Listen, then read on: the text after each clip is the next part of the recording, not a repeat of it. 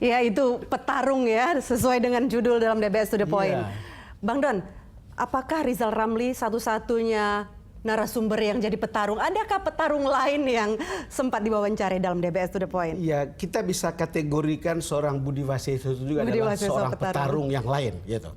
Karena tokoh ini sudah banyak disebut sebelumnya untuk naik ke jajaran pimpinan Polri, tetapi kemudian kiprahnya itu luar biasa, mengejutkan. Itu seorang Budi Waseso.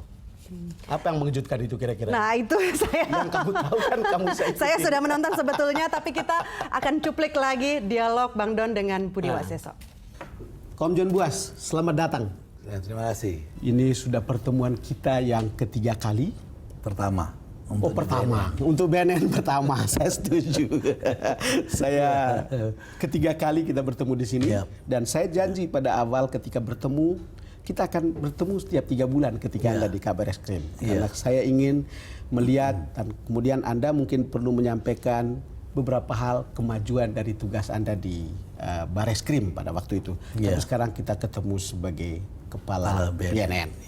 Selamat dengan jabatan baru Anda dulu. Terima kasih. Nah, setelah beberapa waktu Anda diganti, tentu sudah terlihat makin jelas. Kalau sebelumnya sayup-sayup, sekarang mungkin makin jelas.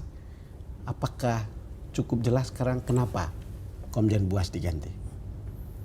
Ya, kalau sering saya sampaikan bahwa kalau di lingkungan Polri dengan TNI itu pergantian itu hal yang wajar, biasa ya. Dan bagi saya pribadi dalam pelaksanaan tugas itu kan saya tidak pernah memilih ya. Tugas di mana aja bagi saya sama saja karena itu pengabdian pada negara dan bangsa ini.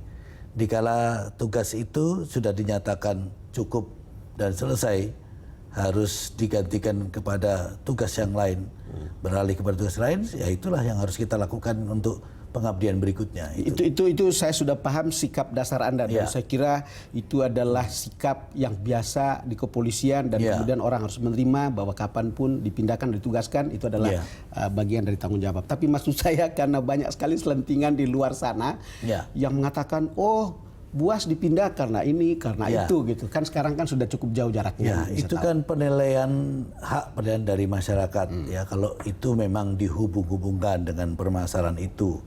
Tapi artinya apa yang saya lakukan dalam proses penegakan hukum tidak melihat daripada siapa pelakunya, artinya status sosialnya atau jabatannya, tapi pada siapa pelakunya. Nah, itu yang paling penting. Artinya penegakan siapa harus, pelakunya karena itu barang siapa. Ya, tentu itu yang menjadi dasar. Artinya juga dikala pada saat itu saya melakukan penegakan hukum juga saya tidak akan pernah bermain-main atau ada kepentingan kecuali adalah kepentingan dalam penegakan hukum gitu. Karena begitu Pak Buas, kan ceritanya adalah bukan sekedar koinsidensi, itu adalah penggeledahan di Pelindo II. Lalu kemudian Anda sendiri yang ada di sana pada waktu itu. Ya, betul, betul. Lalu kemudian setelah itu Anda diganti. Ya. Karena kalau dihubung-hubungkan kaitannya bisa saja, tapi intinya kenapa saya hadir di situ? Memang selalu dikala ada kasus yang cukup besar dan mengandung resiko adanya dampak dari intervensi maupun apa namanya, sehingga saya harus hadir karena memberikan semangat dan pertanggungjawaban pada anggota-anggota saya untuk melaksanakan tugas yang benar gitu. Komjen Buas, Anda sendiri hadir. Kita lihat di televisi. Betul. Anda sudah bicara kenapa Anda harus hadir. Karena itu tadi kan ada risikonya, ada intervensinya. Lalu kemudian Anda datang di situ untuk mengatakan kalau ada intervensi, ada risiko, saya ada di depan anak buah saya. Kira-kira begitu. Tapi kemudian hasilnya kayak begini. Ya, itu kan penilaian dari masyarakat yang selama ini melihat progres dan pekerjaan saya. Ya.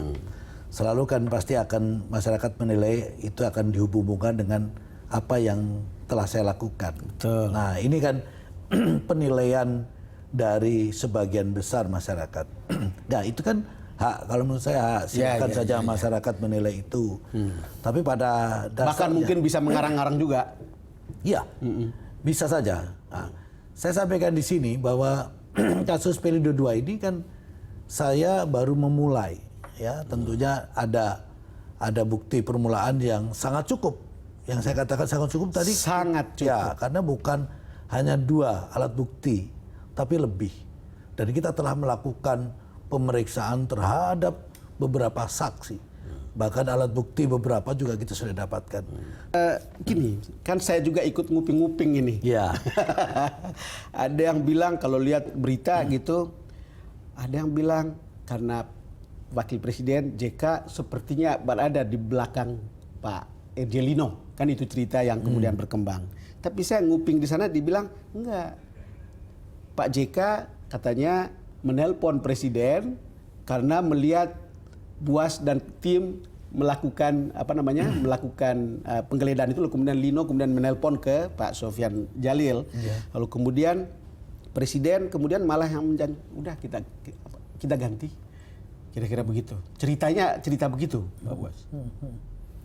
Saya tidak tahu persis demikian ya, tapi kan pada saat itu memang ada beberapa yang menelpon saya menanyakan, tapi semua saya jawab dengan gamblang, artinya dengan apa yang memang menjadi dasar dari saya melakukan tindakan itu ya.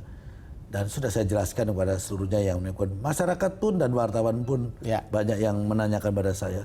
Dan itu pun sudah saya jelaskan bahwa langkah-langkah yang saya ambil berkaitan dengan kasus-kasus yang sedang saya tangani itu.